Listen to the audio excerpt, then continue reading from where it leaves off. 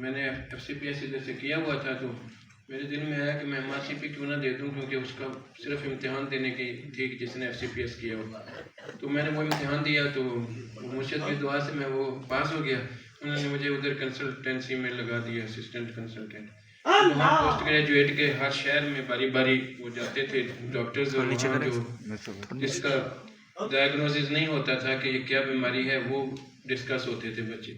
تو گلاسکو میں ہم گئے تو وہاں پر وہ بچہ بھی تھا ایک، وہ اتنی عمر کا بچہ ہوگا جتنا یہ بچہ ہے، اس جتنا بچہ تھا، لیکن وہ ذرا ہیلدی تھا، تھوڑا قد بھی مضبوط تھا، جسم بھی مضبوط تھا. بیٹھا اس بچے کو یہ ہوتا تھا کہ ایک دم اس کو کچھ ہو جاتا تھا اور وہ اس کے اندر بہت زور آ جاتا تھا، کچھ 4 بندے نہیں اس کو پکڑ سکتے تھے، اور وہ جو ہے اس طرح کنٹرول میں نہیں ہوتا تھا. ساری چیزیں اس طرح تھیں. تو ان کے ذہنوں میں یہ تھا جو اس طرح کی بیماریاں ہیں جو دماغ کی لیئروں کو خراب کرتی ہیں، اور اس طرح بہت ساری ایسی بیماریاں ہوتی ہیں. انہوں نے سارے ٹیسٹ کیے ہوئے تھے، MRI وغیرہ، یہ وہ ساری چیزیں، اور پھر اور بھی چیزیں، الیکٹرک میگنیٹک ٹیسٹ بھی کیے ہوئے تھے، اس طرح کی ساری چیزیں. تو وہ ادھر جب بیٹھنے کے لیے گئے تو ہر ہاسپٹل سے گئے تھے، تو ہمارا پروفیسر جو تھا وہ کٹنگ عیسائی تھا.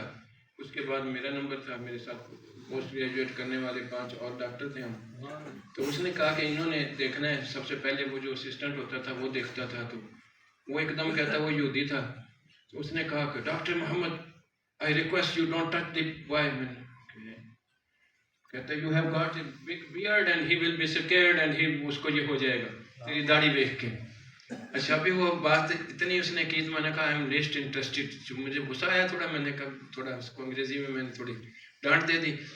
میں نے کہا I am least interested، مجھے کیا ضرورت ہے. اس طرح میں بیٹھ گئے ادھر. ابھی ہم بیٹھے ہی تھے اس سے پہلے کہ وہ کام شروع ہوتا.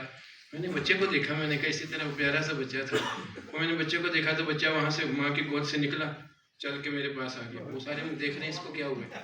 وہ مجھے آ کے کہتا ہے کین آئی کس یور بیئرڈ. میں نے کہا وائی ناٹ. ایسے پکڑ کے نا تو میری داڑھی کو اسے چوما، اور اس کے بعد مجھے اس وقت لگا، میں نے کہا اس کے ساتھ تو کچھ اور ہے. اچھا وہ ایک دم سے مجھے ایسے لگا اس کے ساتھ کچھ اور ہے. تو میں نے کہا ہاں میرے مالک آج تو پھر عزت تیرے ہاتھ میں ہے. ادھر واپس ماں کے پاس گیا تو وہ اس کو پکڑ کے سنی اس طرح. میں نے کہا ہی himself came to me. کہتا I know. تو اس طرح وہ ڈاکٹر کو غصہ سا آیا اس طرح.